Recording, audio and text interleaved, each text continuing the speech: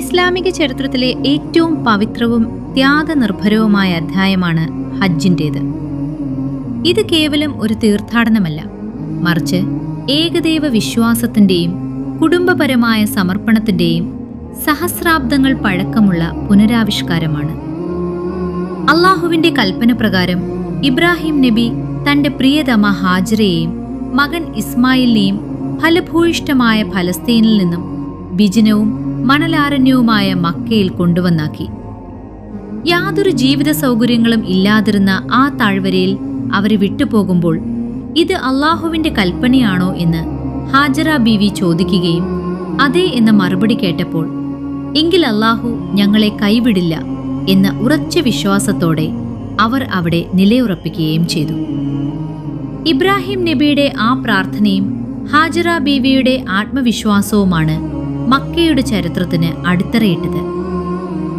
കൈവശമുണ്ടായിരുന്ന വെള്ളവും ഭക്ഷണവും തീർന്നപ്പോൾ ദാഹിച്ചു വലയുന്ന കുഞ്ഞിനെ കണ്ട് മനസ്സുരുകി ഹാജറ ബീവി സഹായത്തിനായി പരക്കം പാഞ്ഞു. സഫ, മർവ എന്നീ 2 കുന്നുകൾക്കിടയിൽ അവർ 7 പ്രാവശ്യം ഓടി. മരുഭൂമിയിലെ കഠിനമായ ചൂടിൽ ഒരു മായക്കാഴ്ചയെങ്കിലും കാണുമോ എന്ന പ്രതീക്ഷയിലായിരുന്നു ആ ഓട്ടം. 7ാം വട്ടം മർവ കുന്നിന് മുകളിൽ നിൽക്കുമ്പോൾ മകൻ ഇസ്മായിലിന്റെ പാദങ്ങൾക്കടിയിൽ നിന്ന് ഒരു നീരുറവ പൊട്ടിയൊഴുകുന്നത് അവർ കണ്ടു. അടന്നു എന്നർത്ഥമുള്ള സം സം എന്ന് വിളിച്ചുകൊണ്ട് അവർ ആ വെള്ളത്തെ തടഞ്ഞു നിർത്തി.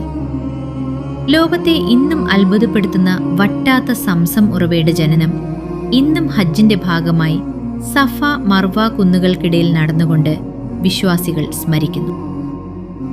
വർഷങ്ങൾക്ക് ശേഷം ഇബ്രാഹിം നബി മക്കയിൽ തിരിച്ചെത്തുകയും അള്ളാഹുവിന്റെ നിർദ്ദേശപ്രകാരം മകൻ ഇസ്മായിലുമൊത്ത് ക്യാബാലയം പുനർനിർമ്മിക്കുകയും ചെയ്തു. നിർമ്മാണവേളയിൽ ഇരുവരും പ്രാർത്ഥിച്ചത് ഈ മണ്ണിൽ സമാധാനമുണ്ടാകാനും തങ്ങളുടെ സന്തതി പരമ്പരകളിൽ നിന്ന് ഒരു പ്രവാചകനെ നിയോഗിക്കാനുമായിരുന്നു. ക്യാബയുടെ നിർമ്മാണം പൂർത്തിയായതോടെ ലോകമെമ്പാടുമുള്ള ജനങ്ങളെ ഹജ്ജിനായി വിളിക്കാൻ അള്ളാഹു കൽപ്പിച്ചു. മനുഷ്യവാസമില്ലാത്ത ആ മരുഭൂമിയിൽ നിന്ന് ഇബ്രാഹിം നബി മുഴക്കിയ ആ വിളി കാലങ്ങളെ മറികടന്ന് ഇന്നും ലക്ഷക്കണക്കിന് മനുഷ്യരുടെ ഹൃദയങ്ങളെ പ്രതിധ്വനിക്കുന്നു. ഹജ്ജിന്റെ വേളയിൽ വിശ്വാസികൾ ചൊല്ലുന്ന ലബ്ബൈക്ക് നാഥ, ഇതാ ഞാൻ ഹാജരായിരിക്കുന്നു എന്ന മന്ത്രം ഇബ്രാഹിം നബിയുടെ ആ പഴയ വിളിക്കുള്ള മറുപടിയാണ്. ഹജ്ജിന്റെ മറ്റൊരു നിർണായക വശം ഇബ്രാഹിം നബിയുടെ പരീക്ഷണങ്ങളാണ്. മകൻ ഇസ്മായിലിനെ ബലി നൽകണമെന്ന ദൈവകൽപ്പന നടപ്പിലാക്കാൻ അദ്ദേഹം തയ്യാറായപ്പോൾ മിനായിൽ വെച്ച് പിശാച് അദ്ദേഹത്തെ 3 തവണ പിന്തിരിപ്പിക്കാൻ ശ്രമിച്ചു. ആ പ്രലോഭനങ്ങളെ കല്ലെറിഞ്ഞ് തോൽപ്പിച്ച ഇബ്രാഹിം നബിയുടെ ധീരതയെ അനുസ്മരിച്ചാണ് ഹജ്ജിന് പോകുന്നവർ ജംറകളിൽ കല്ലെറിയുന്നത്. തന്റെ ആത്മസമർപ്പണത്തിൽ അള്ളാഹു സംപ്രീതനാവുകയും ഇസ്മായിലിന് പകരം ഒരു ആടിനെ ബലി നൽകാൻ നിർദ്ദേശിക്കുകയും ചെയ്തു.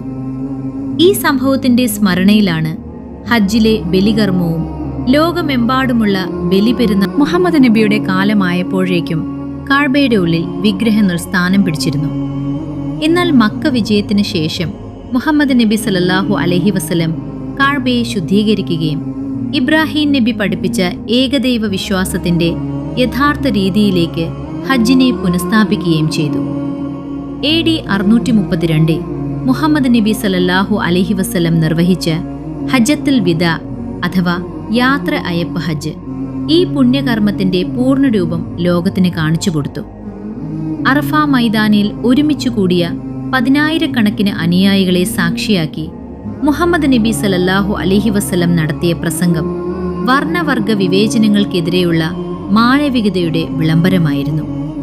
ഒരു അറബിക്ക് അനറബിയേക്കാളോ വെളുത്തവന് കറുത്തവനേക്കാളോ യാതൊരു ശ്രേഷ്ഠതയുമില്ലെന്നും ദൈവഭക്തിയാണ് പ്രധാനമെന്നും അദ്ദേഹം പഠിപ്പിച്ചു. ഇന്നും ലോകത്തിന്റെ വിവിധ ഭാഗങ്ങളിൽ നിന്നുള്ള മനുഷ്യർ ഒരേ വസ്ത്രം ധരിച്ച് ഒരേ മനസ്സോടെ അറഫയിൽ ഒന്നിച്ചു കൂടുമ്പോൾ ആ വലിയ സന്ദേശമാണ് അവിടെ ഉയരുന്നത്.